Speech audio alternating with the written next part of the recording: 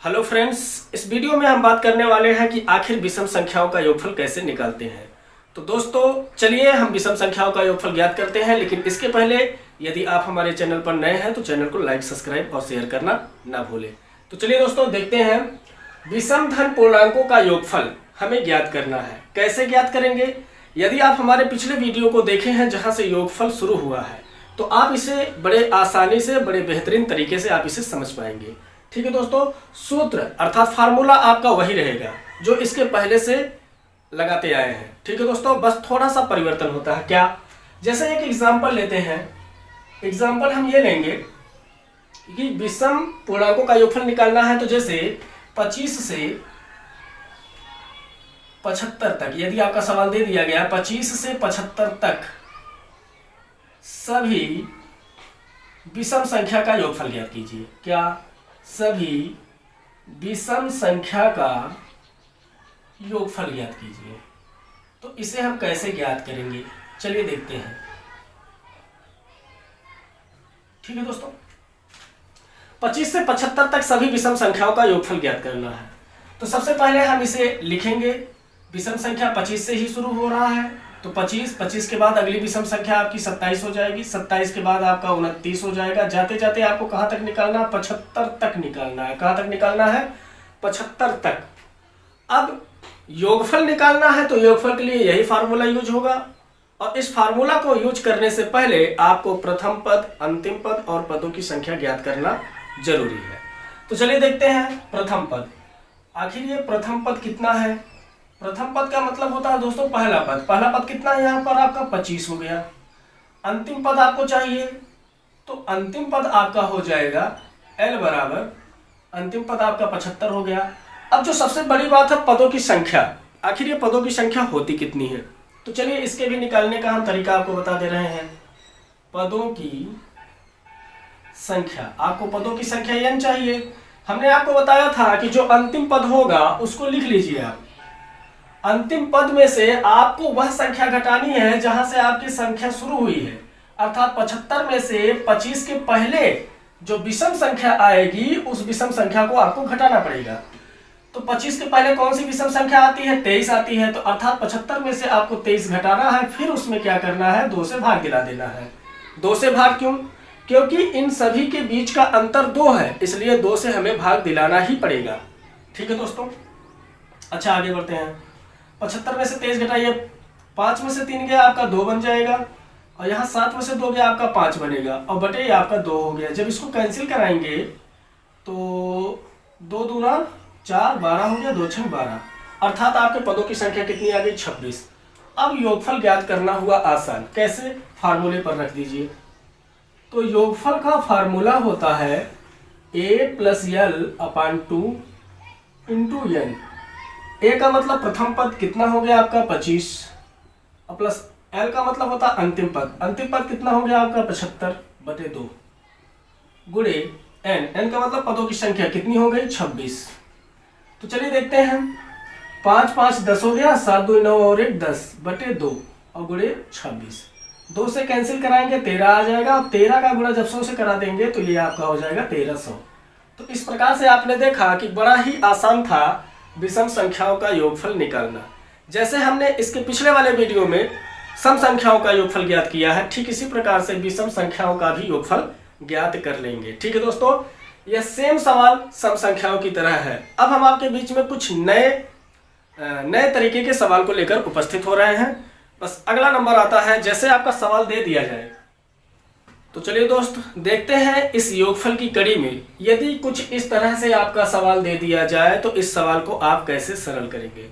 दोस्तों आप देख रहे हैं सवाल कुछ, और यदि इसका योगफल हमसे पूछ लिया जाए तो इसका योगफल हम कैसे निकालते हैं।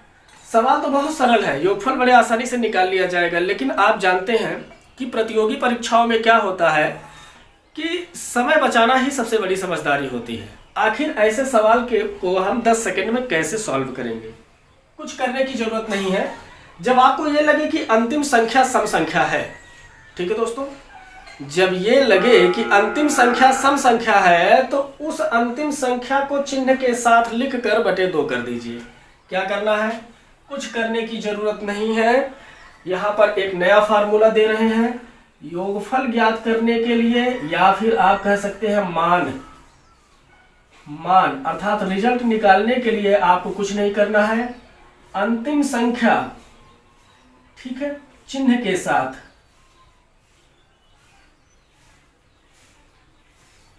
अंतिम संख्या चिन्ह के साथ अंतिम संख्या बटे 2 कर डालिए, बस और कुछ करने की जरूरत नहीं है।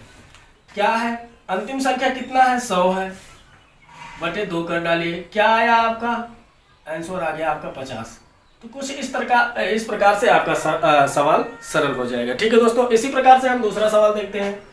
कोई दूसरा सवाल ले लेते हैं। यदि आपका दिया गया 1 -2 +3 -4, जाते जाते आपका दे दिया जाए +99 और -100, ठीक, इनका क्या आंसर होगा? तो चलिए देखते हैं क्या आंसर बनेगा।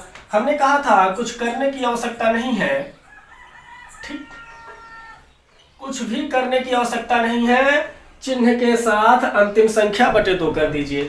तो चिन्ह के साथ अंतिम संख्या कितना हो जाएगा, -100 और बटे 2 कर डालिए। जब इसको आप कैंसिल कराओगे तो आपको मिल जाएगा -50। तो इस प्रकार से इसका आंसर निकल गया। ठीक है दोस्तों, चलिए अब इसी के साथ हम अगले एग्जाम्पल पर चलते हैं। चलिए देखते हैं, इस बार हम ऐसा सवाल लेते हैं कि अंतिम संख्या सम संख्या ना होकर विषम संख्या हो जाए।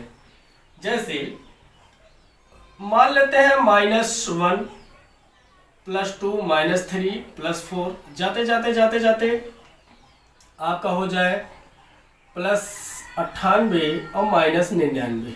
ठीक है दोस्तों, यदि आपका सवाल कुछ इस प्रकार से दे दिया कि अंतिम संख्या विषम संख्या हो गया, तो आप क्या करेंगे? तो आपको कुछ नहीं करना है। अगर अंतिम संख्या विषम संख्या है तो उसे छोड़ दीजिए। जहां सम संख्या से जहां समाप्त होता है वहीं तक आपको लेना है। अर्थात सवाल आपको लगाना कहां से कहां तक है, आपको यहां से यहां तक लगाना है। कैसे, देखिए, कुछ करने की जरूरत नहीं। अंतिम संख्या प्लस चिन्ह के साथ रख दीजिए 98 और उसका बटे 2 कर डालिए, और जो अंतिम संख्या आपका बच रहा है उनको भी लिख डालिए चिन्ह सहित। ठीक, अब जब आप इसे सरल कराएंगे तो 2 चौक 8, 2 9 18 हो जाएगा, बचेगा आपका 49 -99। और जब आप इसे सरल कराते हैं तो 9 में से 9 गया 0, 9 में से 4 गया तो 5 आता है, और चिन्ह आपका माइनस का लग जाएगा। क्यों? क्योंकि बड़े वाले संख्या के पास क्या है, माइनस का चिन्ह है। तो इस प्रकार से आपने देखा कि यहाँ पर आपका -50 हो गया। ठीक है दोस्तों, तो ऐसे प्रश्न को, ठीक, आप चुटकियों में हल कर सकते हैं 10 सेकंड में। ठीक, कुछ करने की जरूरत नहीं है। आपने देखा ऐसे सवालों में जिसमें प्लस माइनस क्रमागत दिया हो, ठीक है दोस्तों, प्लस माइनस इस प्रकार से दिया हो, तो आप ऐसे सवाल को हल करेंगे। जब अंतिम संख्या सम संख्या होगा तो कुछ नहीं करना है, अंतिम संख्या बटे 2 कर डालिएगा चिन्ह सहित। और दूसरा चीज ये है कि अगर अंतिम संख्या विषम संख्या हो, ठीक है, तो आप सम संख्या तक सरल कीजिएगा, बाकी अंतिम वाली विषम संख्या आप लिख लीजिएगा। इस तरीके से आपका सवाल लग जाएगा। ठीक है दोस्तों, तो आई होप आपको यह समझ में आया होगा योगफल वाला। अब हम इसी की कड़ी में आगे का सवाल लेकर उपस्थित होंगे। तब तक के लिए धन्यवाद। और हाँ, यदि आप हमारे चैनल पर नए हैं तो चैनल को लाइक, सब्सक्राइब और शेयर करना ना भूलिएगा। दोस्तों, हो सकता है कि आपके शेयर करने से हमें कुछ ऐसा मोटिवेशन मिल जाए ताकि आपके लिए बेहतर से बेहतर कंटेंट ला सकूं। तो चलिए दोस्तों, इसके आगे आप समझदार हैं। धन्यवाद।